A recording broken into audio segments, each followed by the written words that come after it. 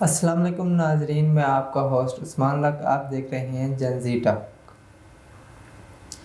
دنیا میں کوئی ایسا ذی شعور باشعور مرد نہیں ہے جس نے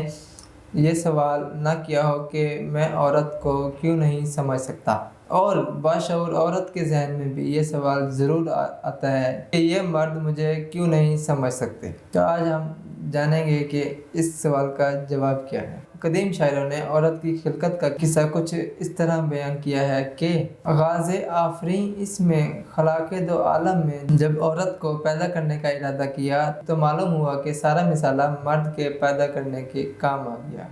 عورت کو بنانے کے لیے کوئی اعتبار کے لائق چیز بچی ہی نہیں، تو کیا کیا جائے؟ بڑے غور و فکر کے بعد یہ تدبیر کار فرگدان ازل کے ذہن میں آئی کہ چہرے کی شکل چاند سے لے لی جائے اور خم آبرو ہلال سے، غنچہ نہ شگفتہ سے دہن، برگ گل سے ہونٹ، نرگس شہلا سے آنکھ، سرس سے قد، نسرین سے بدن اور تتر سے اس کی رفتار لے لی جائے، شب تار سے اس کے بالوں کی سیاہی لے لی جائے اور درازی شب ہجنہ سے اس کے بالوں کی درازی لے لی جائے، یاقوت سے ہونٹوں کی سرخی، پتھر سے سنگ دلی اور طوطے کی آنکھ سے بے مروتی مانگ لی جائے، ماتھے کی چمک کندن سے اور دانتوں کی چمک موتیوں سے لے لیں، کلکل محنت سے آواز کی کھنک اور شب سوزن سے آنسوؤں کی لڑی ادھار لے لو، گردش روزگار سے مزاج کا تلون یعنی کہ چنچلا پن لے لیا جائے، اور گردن میں باہیں ڈالنے کی عادت سر دست عشق پیچا یعنی کہ ایک سرخ پھول سے لے لو، اور دیکھتے رہو کہ جب برگ گل پر قطرہ شبن نسیم سحر سے جنبش میں آئے تو اس کے دل کے دھڑکنے کی تصویر کھینچ لینا، ہوئے جفا چرخ ستمگار سے لے لو یعنی کہ ایک ظالم باز سے لے لو، یقیناً کمر کی تو ضرورت ہی نہیں کہ دہنے یار کی طرح نظر تو آتے ہی نہیں،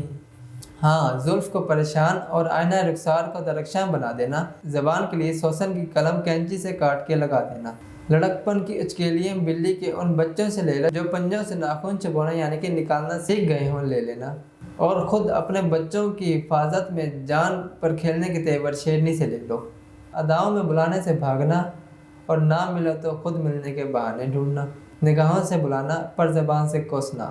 منہ لگانے پر گلے کا ہار بن جانا، اور ناز برداری کرو تو لاپرواہی دکھانا، ایسی ہزار ناز و انداز کی باتیں کوٹ کوٹ کے بھر دینا۔ غرض ایسے ہی اجتماع ضدین سے عالم ایجاد کے نسخہ نویسوں نے یہ معجون مرکب عورت کو بنایا اور مرد کے حوالے کر دیا۔ بہت شکریہ۔